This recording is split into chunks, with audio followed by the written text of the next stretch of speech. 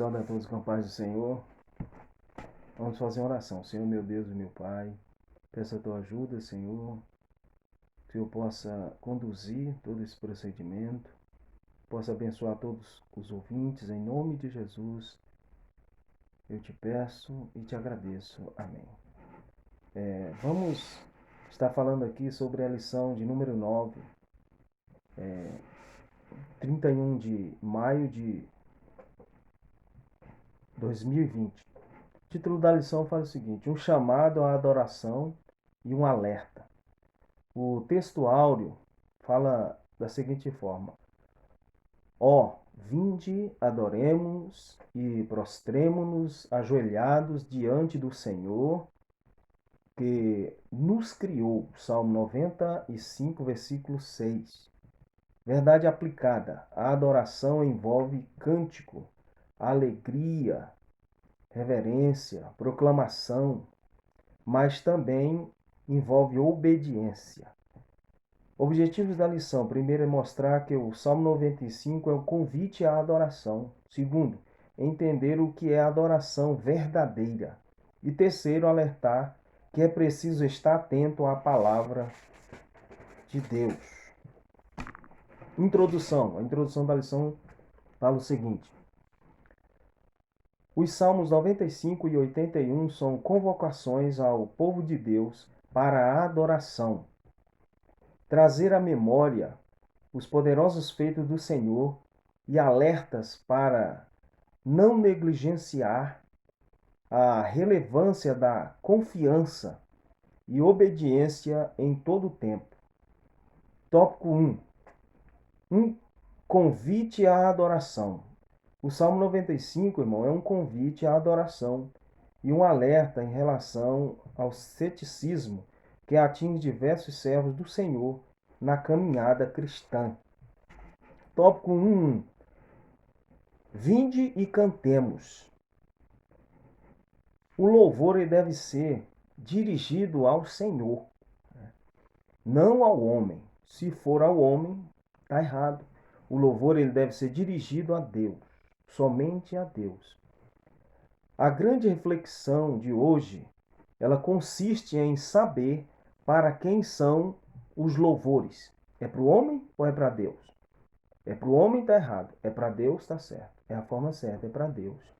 Quais são os propósitos anunciados nas letras? É para massagear o ego do homem ou é para adorar a Deus? Se for para massagear ego, está errado. Mas se for para adorar a Deus, está certo. Também ressalta o louvor, a letra do hino, ela deve ressaltar a soberania e a graça de Deus. Ela deve também fortalecer o relacionamento entre Deus e o homem, porque existe a pergunta: o louvor está fortalecendo o relacionamento entre Deus e o homem? Então deve fortalecer esse relacionamento entre Deus e o homem. E também o louvor, irmão, ele deve anunciar o sacrifício vicário de Cristo, porque nós somos salvos por intermédio da pessoa de Cristo. Cristo ele deve ser exaltado no louvor. Amém? O 1:2. Ele está acima de todos os deuses. O Deus que nós adoramos, o Deus que todos os povos estão sendo convocados para adorá-lo. Ele é acima de todos os deuses. Os outros deuses são deuses com D minúsculo. Nosso Deus é um Deus com D maiúsculo, é o maior, é o único. Ele é o Rei dos Reis. E essas são razões para a gente adorar a Deus. Então, uma das primeiras razões para Deus ser adorado é que ele é o grande rei, acima de todos os deuses, acima de todos os reis. E o povo de Israel, mesmo sabendo disso, se desviou, indo após ídolos, indo atrás e idolatrando deuses que na verdade não eram deuses, e foram punidos por isso. Mas João, escrevendo as suas cartas, ele diz: filhinhos, fugi dos ídolos, guardai-vos dos ídolos. A idolatria, irmão, não é somente A adoração a ídolos, a adoração a imagens, né? A adoração a alguma coisa também se torna idolatria. A alguma coisa que não é Deus, alguma coisa que não é o único Deus. Se adoramos, se veneramos essa coisa, e se essa coisa toma o lugar de Deus no nosso coração, nós estamos idolatrando essa coisa. Então, nada pode tomar o lugar de Deus na vida do cristão e no coração do cristão. Amém? 1:3. Nas suas mãos estão as profundezas da terra. Mais algumas razões para a gente continuar adorando Deus, para que Deus continue sendo adorado por nós. Ou seja, são elas que em suas mãos estão as profundezas da terra. Nós sabemos que muitos homens já tentaram chegar no centro da terra, pesquisar a fundo, lá na terra, para saber o que tem lá dentro. Mas Deus, ele sabe tudo que tem lá. Ele conhece, nas mãos dele estão as profundezas da terra. Não é verdade? Então ele é o dono da terra, ele é o dono de tudo. A Bíblia diz, deixa bem claro que Deus é quem criou a terra. No princípio criou Deus os céus e a terra. E Deus resolveu, irmão, compartilhar isso com o homem, né? Ele mesmo desejou, ele mesmo planejou, segundo a sua vontade, compartilhar isso conosco. Então, ele é o dono de tudo. E ele resolveu compartilhar isso conosco. Então, são motivos para a gente adorá-lo. Louvado seja o nome do Senhor. Então, cantemos com alegria em adoração ao Senhor por todos os seus feitos, pelo seu poder, pela sua grandeza. Então, porque tudo está nas suas mãos, né? A terra e a sua plenitude é do Senhor. Louvado seja o nome do Senhor. Tópico 2. Entendendo o que é a adoração. Há um convite nesse tópico aqui 2 para 3 atos. Primeiro, adorar. Segundo, ajoelhar. E terceiro, prostrar diante de Deus. Primeiro convite é para adorar a Deus. Segundo convite, para ajoelhar diante dele. Terceiro convite, para se prostrar diante de Deus. O tópico 2:1 fala sobre o conceito de adoração. O que é adoração, irmão? Diz o seguinte: adoração é prestar reverência a Deus. Adoração é humilhar-se diante de Deus. Adoração é, na verdade, reconhecer a soberania de Deus. É observar os preceitos de Deus, seguir os seus ensinamentos. Isso é um breve resumo do conceito do que é adoração. Continuando ainda no tópico 2, nessa intro 2:1, Deus ele pode ser adorado em que lugar, né? Aqui tem dois destaques, que é a adoração familiar e a adoração em público. Nós sabemos que o cristão ele tem o hábito de adorar a Deus nos seus lares, né? Então, no lar de cada cristão, Deus está sendo adorado e Deus deve ser adorado no lar de cada cristão. Em público, Deus também pode ser adorado e deve ser adorado. Não é verdade? Em cultos públicos. Então, a gente, quando um cristão vai e volta, saindo da sua casa, onde quer que o cristão possa ir, Deus também está sendo adorado na vida daquele cristão, porque o cristão ora quando vai, louva a Deus quando vem, né? Então, fala aqui a lição sobre adoração, né, no lar e adoração em público. O 2:2, a forma da adoração. Onde é que Deus deve ser adorado? Onde é que Deus está para que seja adorado?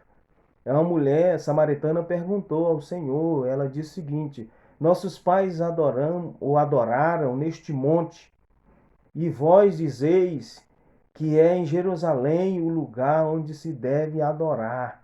Está lá em João 4, versículo 20. Mas Jesus respondeu: Deus é espírito, e importa que os que o adorem em espírito e em verdade. Ou seja, em primeiro lugar, irmão, Deus deve ser adorado em nós mesmos, Nós somos templo do Espírito Santo de Deus. Deus deve ser adorado em nós. Louvado seja o nome do Senhor, porque Paulo diz que nós somos, nosso corpo deve ser um sacrifício vivo diante de Deus, não é verdade? Então, nós devemos nos apresentar como sacrifício vivo diante de Deus. A verdade é que Deus não se limita a um lugar. Se você vai na igreja, Deus pode ser adorado lá. No teu lar, Deus pode ser adorado. Em público, Deus pode ser adorado. Na sua vida, Deus está sendo adorado. Amém? Então, a forma de nós adorarmos a Deus é em espírito e em verdade. Louvado seja o nome do Senhor. 2:3. Atitudes para uma verdadeira adoração. Aqui estão divididas em letras. Letra A. Ter uma vida de oração. É uma atitude, né, verdadeira de adorar a Deus. Porque em oração, irmão, nós mantemos um relacionamento com Deus. Não adianta dizer que adora a Deus se você não se relaciona com Ele. E é uma forma da gente se relacionar com Deus que mais conhecemos, que é mais comum entre os cristãos, é a oração. Paulo ensina que nós devemos orar em todo o tempo, né? Com toda oração e súplica por todos os santos. Então, a oração uma relação contínua com Deus. E está falando no 2:3, atitudes para uma verdadeira adoração. Primeiro, oração. Segundo, meditar na palavra de Deus.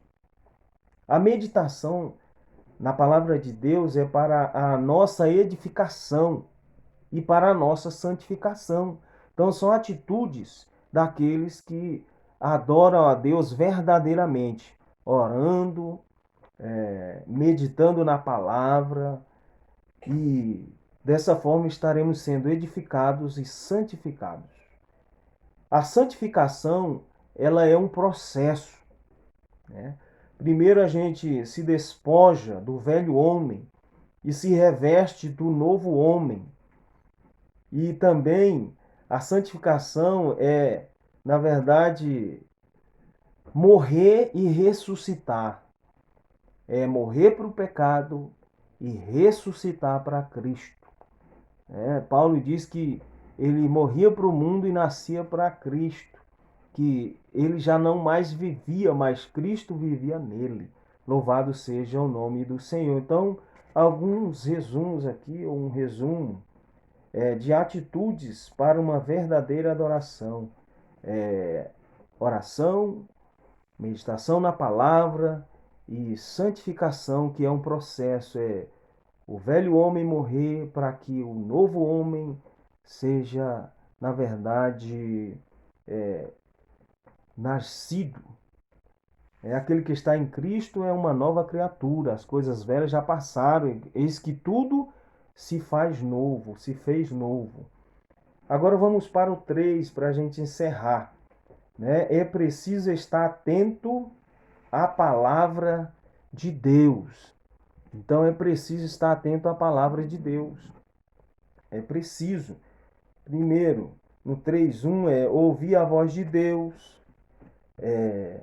Não endurecer o coração, no 3:2, no 3:2, né? E o 3:3 é uma relação com o Salmo 81. O 3:1 fala o seguinte: ouvir a voz de Deus.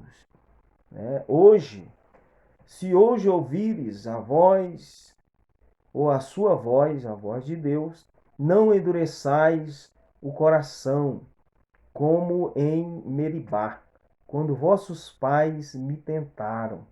Então, ouvir não implica no fato de escutar com os ouvidos externos, mas ouvir com o coração. Então, nós devemos ouvir também Deus, não somente de ouvido, mas de coração. O salmista diz que ele guardava a palavra de Deus ou no seu coração para não pecar contra Deus. Então o cristão ele deve ouvir Deus não somente de ouvido, mas de coração. né? Então, esse tópico aqui, ele fala que é preciso estar atento à palavra de Deus. Muita gente diz assim, mas Deus não fala comigo, eu vou na igreja e vou de novo, e volto, e Deus não fala comigo, e a Bíblia está lá, irmão, empoeirada. A Bíblia é a palavra de Deus, irmão. Se você abrir, ela fala contigo. Ela, na verdade, vai falar ao teu coração. Então, Deus nos deixou a sua palavra para que ele possa falar conosco através da sua palavra, e nós vamos ser limpos pela sua palavra, edificados pela sua palavra. Louvado seja o nome do Senhor. O 3:2 diz o seguinte: não endurecer o coração, né?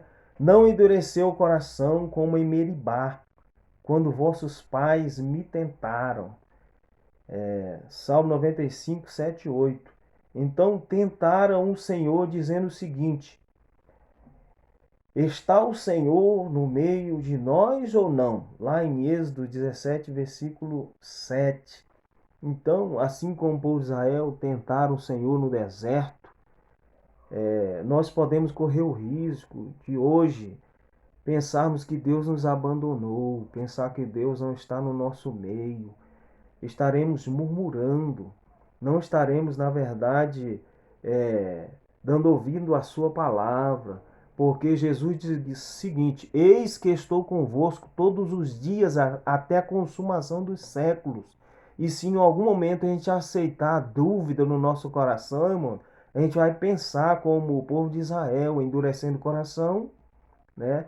E não dando ouvido à palavra de Deus e dizendo: Deus me abandonou, Deus não está conosco, Deus não está comigo, mas Deus está conosco.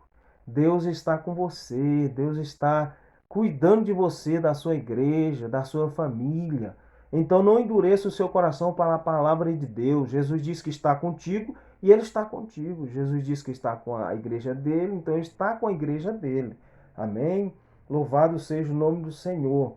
3:3. Relação com o Salmo 81.